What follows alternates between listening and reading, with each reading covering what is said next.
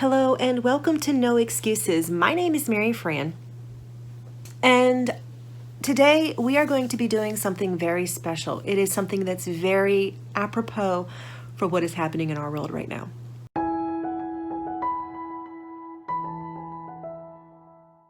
Today's video is actually part of a collaboration. It's Saving Money collaboration, and it was dreamt up by Kim over at A Girl on Her Phone. And there's a whole bunch of us preparing food and ideas for this collaboration. Today we are going to be making a meal that I actually really like, and I like it it's because Jason does a lot of the work. So he's going to be in the kitchen with me today, and we are going to be making a slippery pot pie. Now, when we make this, a lot of times we make it after we've roasted a turkey and all that broth is simmering and we simmer the bones, or similarly with a ham or with a roast beef, so that we get that fresh and that really deep, deep broth. But for the purpose of this video, I am going to be making it with just purchased broth. Now, I did buy the organic broth, and that was $1.49 for one container at Aldi's. So 2 containers, we're talking $3 right now. The really only other thing that you really need is flour. And I actually looked at the price yesterday. I got a 5-pound bag of flour for $1.15. We're not even going to use a quarter of that. So let's just say 25 cents for the flour. So we're talking about $3.50 for this meal. Now, I did have some frozen turkey left over from a turkey that we roasted in the freezer, so I'm going to throw that into my broth, but you don't need it. My sister-in-law makes a variation of this meal. It is one of their kids' favorite meals that they ask for a lot of their special occasion meals, and they just call it chicken and noodles. We call it slippery pot pie. There are tons of different ways you can call this meal. Depends on what region, what country, everything.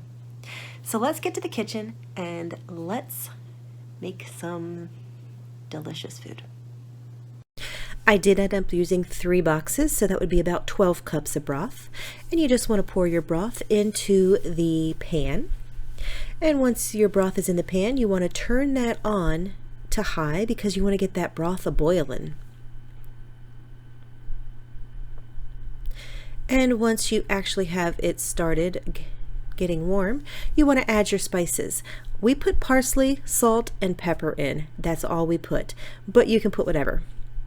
The next thing you want to do is you want to take some flour. We used 2 cups. This is, again, not any recipe because it does depend on the humidity and your elevation.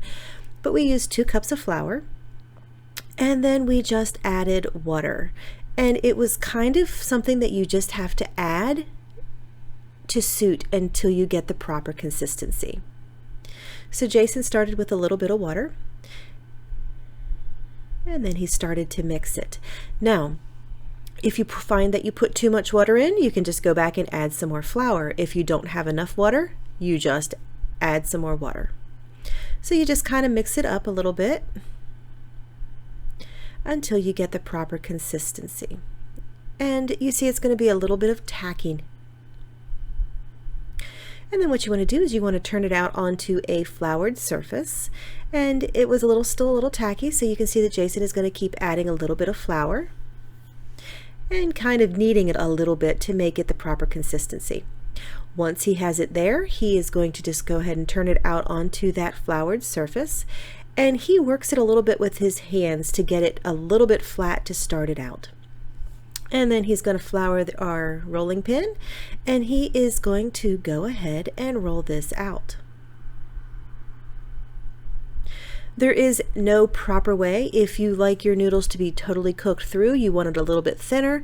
If you like them a little bit chewy, you want it to be a little bit thicker. It really does go on to your personal preference. This recipe is not rocket science at all. And then you're just going to go ahead and cut your noodles. Easiest way to do it, if you're doing it all by hand, is to take a pizza cutter and just go ahead and slice it through just like you were cutting pizza. Once again, it doesn't matter how wide, how thick your noodles are.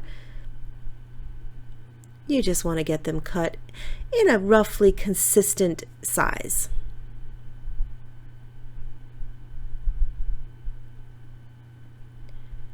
And people, that is just flour and water with a little bit of pepper.